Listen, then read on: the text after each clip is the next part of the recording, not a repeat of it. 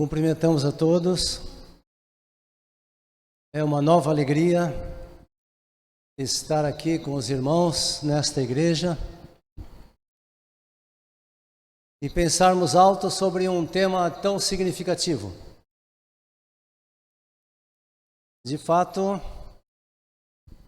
este assunto é tão empolgante, tão necessário, que a lição que foi originada pelo Dr. Gerhard Hazel foi editada já a terceira vez. Aqueles que apreciam guardar as suas preciosas lições, a primeira lição foi em 1982, o quarto trimestre, do mesmo autor. Depois, em 2003, o primeiro trimestre. E agora temos a promessa, aliança eterna de Deus. Realmente é um assunto interessante para nós que vivemos nesse tempo, um tempo final, que nós evocamos até as palavras de Jesus Cristo e de Pedro, advertindo-nos ambos acerca dos últimos dias e mencionando o relato que haveremos de estudar agora, ou seja, a aliança de Deus com Noé. Então, o título da lição: Por todas as gerações. Então, esse título já é muito amplo, porque verificaremos que o pacto, a aliança, o concerto, ou acordo, como você quiser chamar, eu aprecio mais a palavra aliança. Aliança feita com Noé. Esse é o estudo desta manhã. Então, antes de nós falarmos sobre o fim, haveríamos de tratar do início. Então, é o princípio do pecado, é o início do pecado. Como nós podemos acompanhar a sugestão da lição da escola sabatina, em primeiro lugar, nós vemos Adão e Eva. Primeiro Eva, que comeu do fruto proibido e passou este pecado, ou pelo menos a sugestão, a proposta do pecado de comer também da árvore do conhecimento do bem e do mal, fruto que era realmente proibido. Então, o pecado de Adão e Eva se alastrou. Logo, um dos seus dois filhos, Caim, se levantou e matou Abel. Lameque continuou a matar. E também introduziu não só mais assassinatos, mas também introduziu a poligamia, porque ele já escolheu para si duas mulheres, duas esposas. E depois outros seguiram o seu próprio exemplo. Ademais, os descendentes de Sete, eles apostataram, se unindo em casamentos mistos, casamentos também proibidos por Deus. E a terra, então, ficou cheia de pecado, cheia de violência, cheia de devassidão. Como nós lemos aqui em Gênesis, né? Você pode me acompanhar em Gênesis.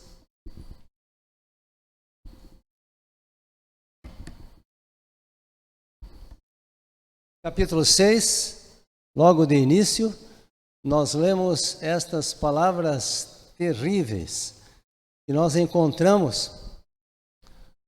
Mas tão terríveis que são estas palavras, são um retrato também da nossa época, dos nossos dias. 6, versículo 11. A terra estava corrompida e cheia de violência à vista de Deus. Viu Deus a terra e eis que estava corrompida, porque todo ser vivente havia corrompido o seu caminho na terra. Então disse Deus a Noé: resolvi dar cabo de toda a carne, porque a terra está cheia da violência dos homens. Eis que os farei perecer juntamente com a terra. A terra, portanto, nesse estado, já depois de alguns anos, a partir de Adão, depois de poucos anos, depois de 10 anos, 15, depois de 500 anos, aí chegamos ao tempo do dilúvio em 1656, ano mundi. Ou seja, desde o tempo de Noé, desde o tempo de Adão até o tempo de Noé, 1656 anos, pelos cálculos mais modernos e atuais, né?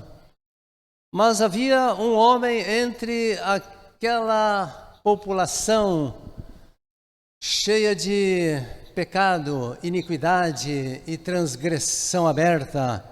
Havia um homem distinto de todos, um homem que atendia pelo nome de Noé. Seu nome significa Consolador, porque os seus pais deram o nome de Noé para ele, porque julgavam que ele seria o restaurador, o descanso, o conforto, o consolo, seria o próprio Messias, tão esperado, já o Messias prometido. Mas na realidade passaram-se muitos anos depois disso. Mas consideremos o caráter de Noé. Aqui no capítulo 6 mesmo, no versículo 8 e 9. Porém, Noé achou graça diante de Deus, diante do Senhor. Eis a história de Noé. Noé era um homem justo e íntegro entre os seus contemporâneos. Noé andava com Deus. Ele gerou 3 filhos, Sem, Cam e Jafé. Ele era um homem justo, considere esta palavra. Ele praticava a justiça de Deus. Ele era um homem que, em meio a tanta transgressão aberta, ele era justo, praticava a justiça. De acordo com o Salmo 119, 172, isso significava que ele estava guardando os 10 mandamentos. Por quê? Porque o Salmo mesmo diz, e como é fácil nós depreendermos da Escritura, o fato de que todos os mandamentos de Deus são justiça. Ora, se ele praticava a justiça, isso era sinal de que ele guardava a lei de Deus. É claro, é evidente, não podemos dizer o contrário. Algumas pessoas do nosso tempo, alguns teólogos sem teologia, estão dizendo que a lei de Deus, a lei dos 10 mandamentos, foi originada, foi dada lá no tempo de Moisés, 1500 a.C., quando ele recebeu as 2 tábuas da lei. No entanto, examinando muitos textos da Escritura, nós verificamos que a lei de Deus é eterna. Se a lei de Deus é eterna, a lei já existia antes de Moisés e antes de ser proclamada no Monte Sinai, evidente. Claro, todos os pecados realizados pelos humanos são baseados numa contrapartida da própria lei de Deus que foi ensinada, foi transmitida para Adão e Eva, e de Adão e Eva foi transmitida também para todos os seus descendentes. Então eles conheciam a lei de Deus. Noé era justo, Noé guardava os mandamentos de Deus, Noé orava a Deus para que Deus lhe desse força e graça para guardar os seus mandamentos. Então nós lemos também que ele era íntegro. A palavra íntegro é uma tradução de tamim, do hebraico. Tamim é uma palavra que significa perfeito. Portanto, uma palavra mais conhecida, mais amada, talvez, é a palavra perfeito. Ele era perfeito, era um homem que era irrepreensível no seu caráter moral. Ele era sem mácula, ele era perfeito. Muito bonito nós lermos acerca disso, estudarmos sobre isso, acerca de um homem que vivia num tempo realmente de muita crise moral. E disse também o texto que ele andava com Deus. Não é? Era um homem espiritual em um mundo ímpio, um homem perfeito que tinha um perfeito relacionamento com Deus. Noé falava com Deus, Deus falava com Noé, ele mantinha e entabulava uma conversação com Deus e era entendido de Deus, falava com Deus e Deus o entendia. E era esse o caráter de Noé, perfeito em meio a uma geração corrupta, perversa e má. Agora consideramos então a aliança com Noé, antes e depois do dilúvio. Deus faz uma aliança com Noé. Que maravilhoso que é o nosso Deus, tão condescendente, tão especial para cada um de nós e para os nossos antepassados, para os pais, para os patriarcas. Que maravilhoso é esse Deus que é capaz de se relacionar com as suas criaturas, chamar-nos e estabelecer um concerto conosco. Então Deus chamou a Noé e apresentou todo o seu plano. E disse: Noé, a terra está corrompida, a terra está cheia de violência. Os homens não atendem mais à voz do Espírito Santo. Eles se tornaram carnais. E os seus dias serão 120 anos. Os seus dias serão abreviados. É interessante esta palavra, eles eram carnais. E os seus anos seriam diminuídos, seriam apoucados, seriam abreviados. E de fato foram abreviados de 900 anos para 120 anos. É uma queda vertiginosa para baixo. E de fato aqui nós podemos abrir um parênteses e dizer que está provado que comer carne encurta a vida. Que longevidade é privilégio dos vegetarianos, não podemos fugir disso. A ciência já está provando, não é mais Ellen G. White quem está dizendo que devemos abandonar a carne, que a carne traz muitos prejuízos, que a carne traz humores cancerígenos, que a carne é adicionada a hormônios e a antibióticos, que a carne fatalmente há de trazer-nos doença. Não é mais a senhora White quem está falando. São os médicos, os nutricionistas, os cientistas que estão pregando esta mensagem do fato de que nós devemos procurar comer o mais natural possível. Então, Deus disse que enviaria um dilúvio universal, porque a terra estava corrompida. Os homens haviam praticado pecado contra o Espírito Santo, já não ouviam as clarinadas da sua consciência moral, consciência espiritual.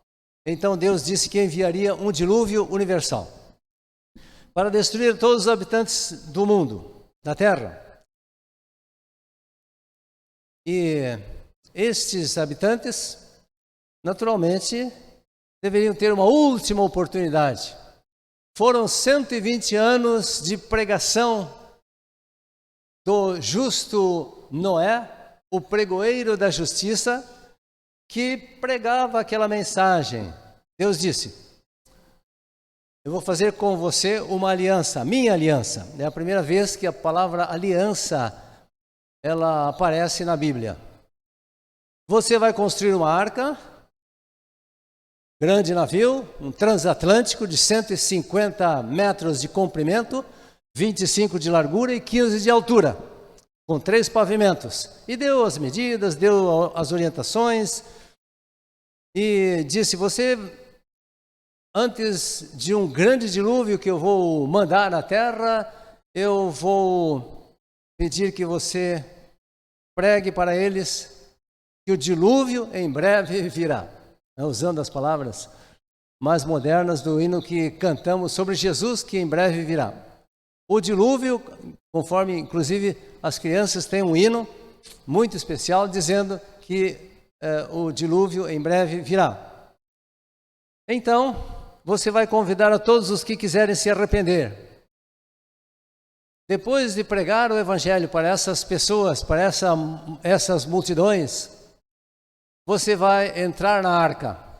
Você, a sua esposa, os seus 3 filhos, as esposas dos 3 filhos e os animais que eu vou escolher vão acompanhar a vocês. Naturalmente, você deve introduzir muito alimento para vocês e para tantas pessoas quantas aceitarem e quiserem ir com vocês. E então, depois de aprontada a arca, depois de 120 anos de pregação, para que todos se preparem, porque vem o dilúvio, então você entra na arca. Vou te dizer o dia e a hora. Você entra na arca. Então,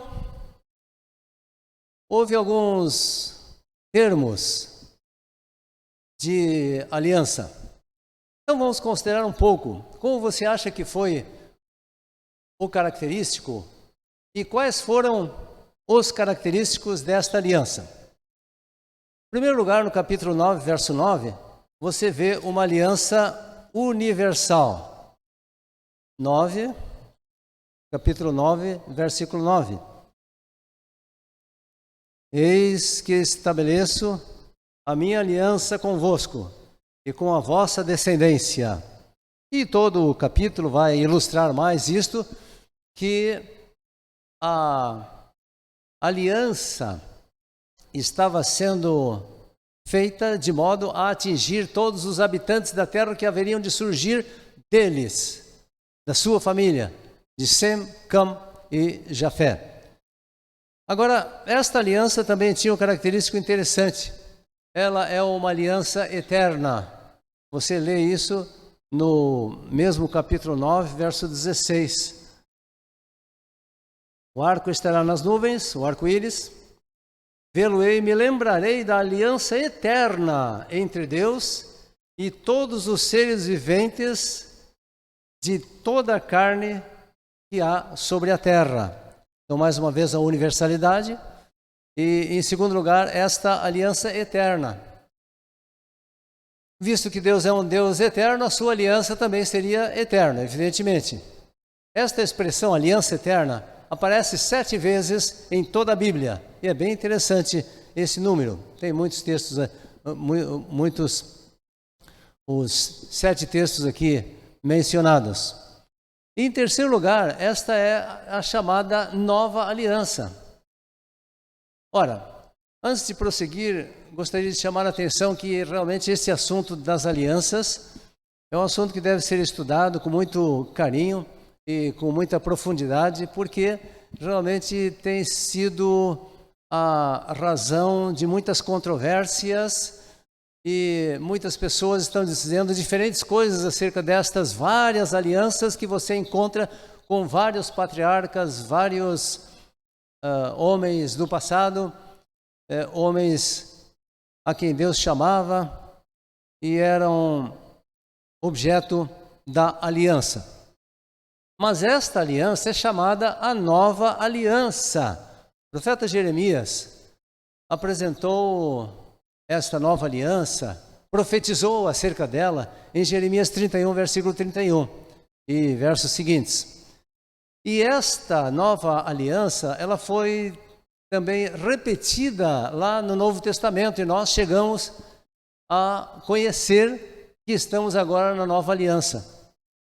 E isso é motivo para muitos estudiosos dizerem coisas que não conferem justamente com o texto bíblico, porque muitos estão dizendo que até o tempo de Cristo funcionava a velha aliança.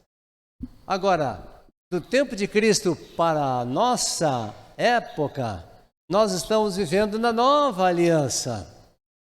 No entanto, isso é muito estranho, porque a nova aliança, ela já existia desde os tempos de Noé, porque ela foi dada para os nossos primeiros pais, a chamada nova aliança. A nova aliança que não era nova, porque já existia desde a antiguidade, mas ainda é chamada nova porque é uma aliança eterna. Se a aliança é eterna, ela não envelhece, portanto é sempre nova. É eterna? Então é sempre nova. Não tem velhice, não tem caduquice, ela não caduca. A expressão nova aliança também é apresentada em toda a Bíblia como uma expressão de 7 vezes. Em 7 vezes, a nova aliança e também a expressão aliança eterna aparecem na Bíblia. Mas vamos, por exemplo, citar o texto de Gênesis 6, verso 18, que confirma exatamente o que estamos dizendo. Gênesis 6, verso 18. Estabelecerei a minha aliança. A palavra estabelecer é uma tradução de keuom, do hebraico. E esta palavra, como também outras palavras do original hebraico, ela tem muitos significados. E não somente significa estabelecer, como levantar, como erguer, como firmar e como confirmar. Então, o que ele está dizendo aqui, o que Deus está dizendo, e também no versículo 9, ele, aqui no 9, 1 e 7, ele está dizendo: eu estou confirmando com vocês. Capítulo 9, 1. Deixa eu ler aqui. Abençoou Deus a Noé e a seus filhos, e lhes disse: sede fecundos e multiplicai-vos e enchei a terra. Ele estava apenas confirmando aquilo que ele já tinha dito para Adão. Era uma aliança nova, no entanto, era mais antiga do que a velha aliança realizada com o povo de Israel. Mas a velha aliança que o povo de Israel fez com Deus no Monte Sinai era uma aliança que já existia antes da nova aliança. Agora, eu não quero confundir a ninguém, mas apenas lembrar que a velha aliança é uma aliança de obras que foi realizada, foi estabelecida com Adão antes do pecado. Por isso que é velha aliança. Depois de eles pecarem, Deus introduziu a nova aliança. E a nova aliança permanece até os nossos dias. Esta é a minha aliança, disse Deus. Esta não é uma das muitas alianças. Não, esta é a minha aliança. Eu firmarei a minha aliança. Então, naturalmente, nós lembramos nesse contexto os elementos da aliança. Era Deus, que era superior. Naquele tempo havia, naqueles idos da antiguidade, havia muitos acordos e pactos firmados entre pessoas do mesmo nível, pessoas de um nível elevado e inferior, e também nós encontramos uma expressão como esta de um Deus infinitamente superior que se comunica a alguém inferior, que é Noé. Não é como inferior. Deus, como superior, dava a sua graça e o seu poder.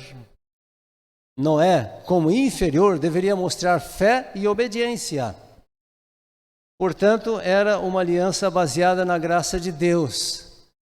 E esta graça propiciava o poder para Noé e, naturalmente, os seus seguidores mostrarem, evidenciarem a sua fé, a sua confiança e a observância dos mandamentos de Deus. Era necessário especificamente a aliança agora adaptada para o tempo de Noé. Era necessário a fé para crer na palavra de Deus, crer que Deus realmente havia dito aquilo, que viria realmente um dilúvio universal, quando toda a ciência da época dizia: é impossível, isso jamais aconteceu e jamais acontecerá. A chuva não pode haver, a água não pode vir de cima, a água sempre vem de baixo, sempre vem da terra. Nós vemos os rios, os mares. É impossível vir água das nuvens. Isso era a ciência da época. Era necessário crer que ao entrar na arca, o dilúvio aconteceria mesmo, porque eles já eram motivo de chacota, de escárnio, de zombaria, e os homens passando e vendo Noé e os seus auxiliares. Naturalmente ele deve ter empregado algumas pessoas lá mesmo dentre os ímpios. Como é que é, Noé? Quando é que vem a chuva? E quando Noé estava dentro da arca, podemos imaginar: e então, Noé, e como vai a bicharada? Você pode imaginar a zombaria, o escárnio, o mofo.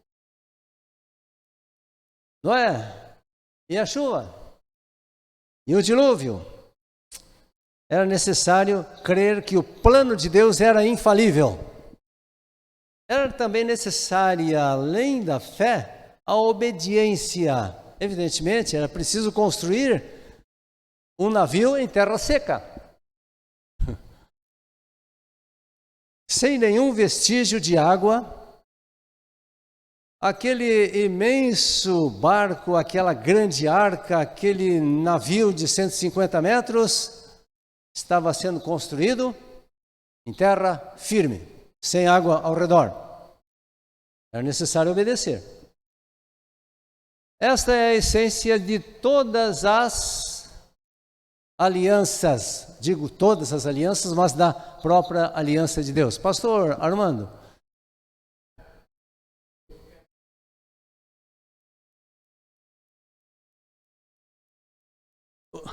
Todos aqui somos alunos.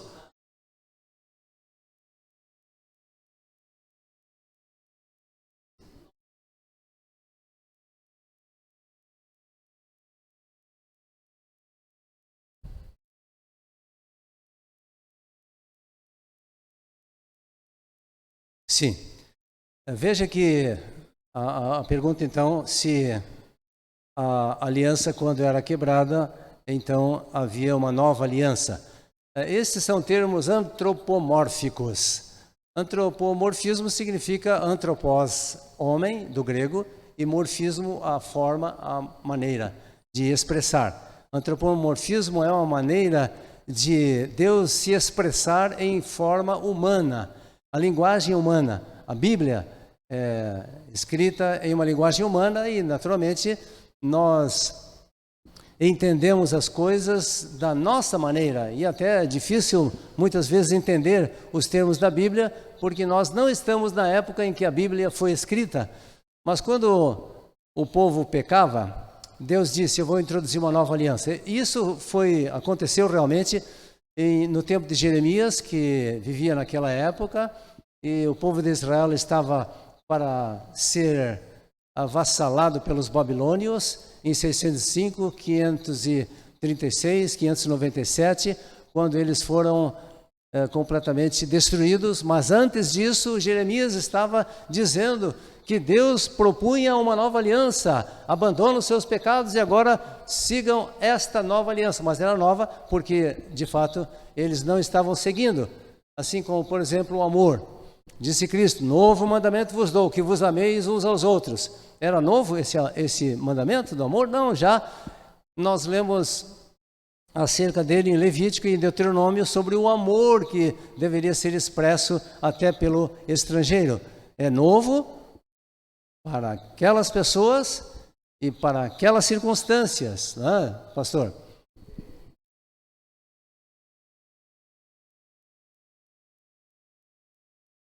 Isto, exatamente como você diz, a aliança é sempre a mesma, porque Deus não muda. Ele dá uma aliança, Ele deu uma aliança, a sua aliança é a aliança eterna, e a aliança será a mesma para todas as pessoas. Então não existe salvação pelas obras do Antigo Testamento e salvação pela graça no Novo Testamento. Não, a aliança é uma só.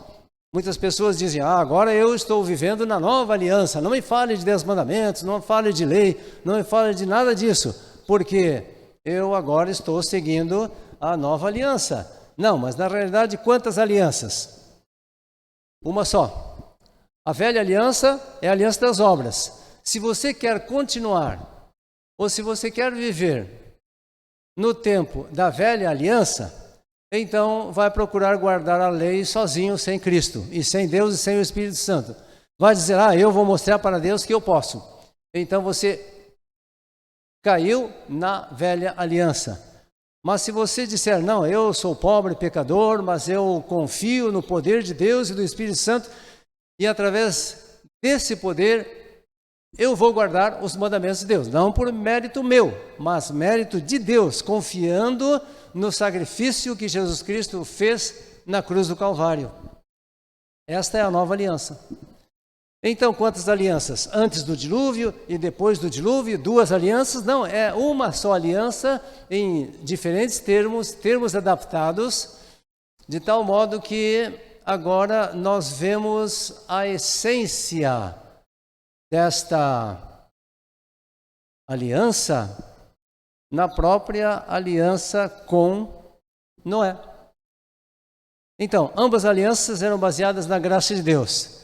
Deus salva os homens das águas que viriam, das imensas águas que viriam. Na segunda aliança, Deus salva das águas que não viriam conforme Ele prometeu. Então, Ele colocou lá no céu o arco-íris. Então, esse arco, no sábado passado eu estava assistindo a lição correspondente ao sábado passado, que também falava da aliança de Noé, e então se levantou uma pessoa na igreja onde eu estava e disse: eu não uso a expressão arco-íris, porque a expressão arco-íris não está na Bíblia, então eu uso a expressão arco da aliança. Então eu mostrei para minha esposa em Apocalipse 4, verso 3, onde diz arco-íris. E se você examinar no grego, a palavra lá não é arco-íris. Lá a palavra no grego é íris. Naturalmente, esta jovem que expressou esta opinião, ela dizia que Íris era uma deusa, e eu não quero confundir as coisas da Bíblia com as coisas dos pagãos. E, no entanto, a palavra Íris indica uma deusa. Esta era uma deusa da mitologia grega, que quando ela voava, ela espalhava 7 cores: verde, amarelo, azul, laranja, vermelho, anil e violeta. São as 7 cores do arco-íris. Mas, embora esta fosse uma palavra assim designada, o arco não deixa de estar lá. Então, foi usado no próprio texto inspirado a palavra referente ao arco-íris. Bom, ficou assim. Na realidade, então é apenas uma aliança. Não disse as minhas alianças. Deus disse: eu estabeleço, eu confirmo a minha aliança com vocês. a nova aliança para todos os crentes, desde Adão. A nova aliança está firmemente estabelecida e confirmada, e confirmada, e confirmada. Mas uma pergunta de sugestão.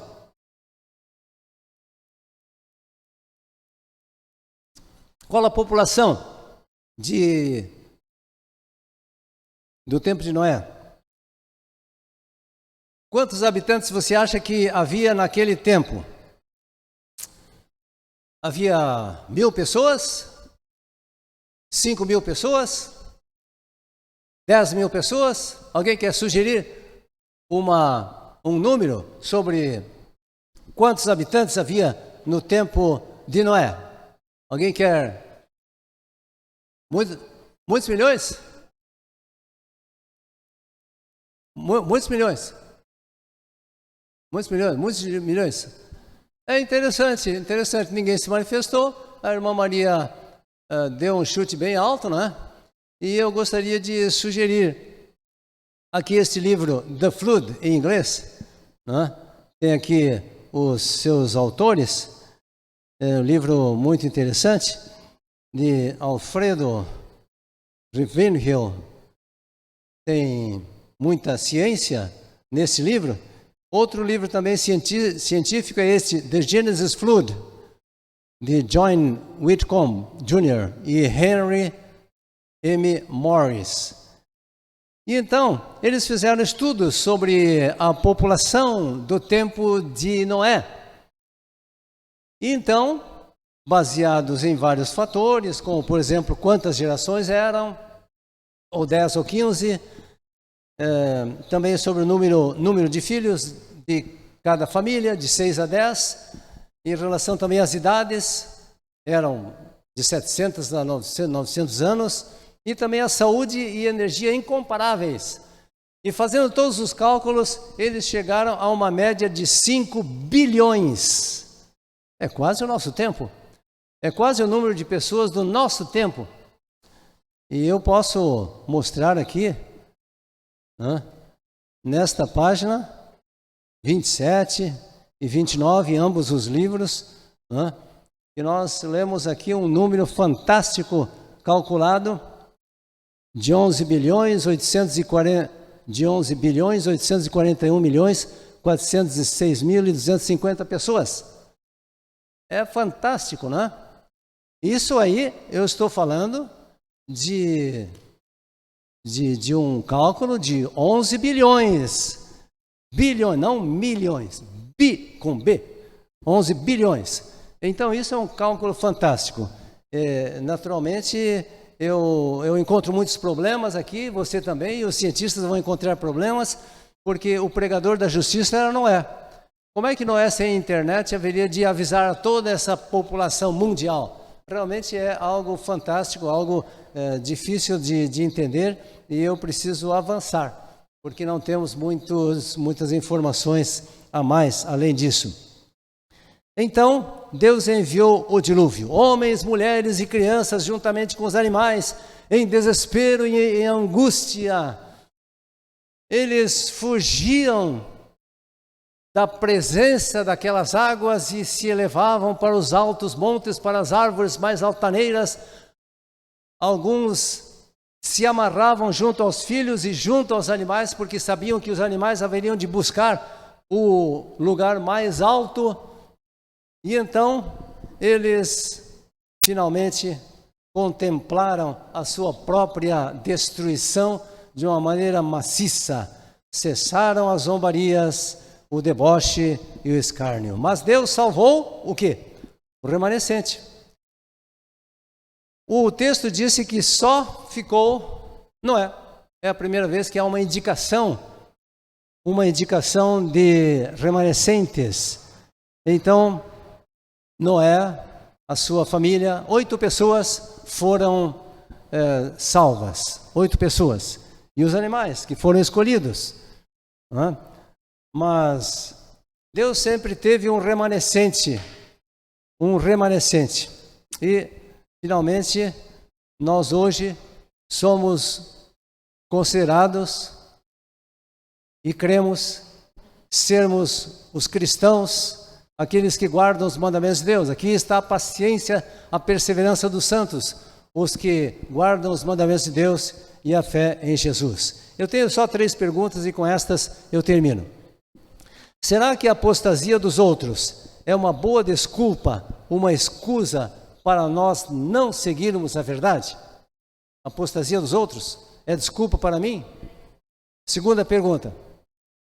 Nossas decisões diárias demonstram que somos parte do remanescente de Deus? Estamos tendo as nossas decisões diárias. E com isso estamos definindo que estamos sendo parte do remanescente de Deus realmente? E a terceira pergunta, o que deveríamos nós mudar para estarmos prontos quando vier um dilúvio de fogo? O que deveríamos mudar? Pense nisso. Que Deus nos abençoe.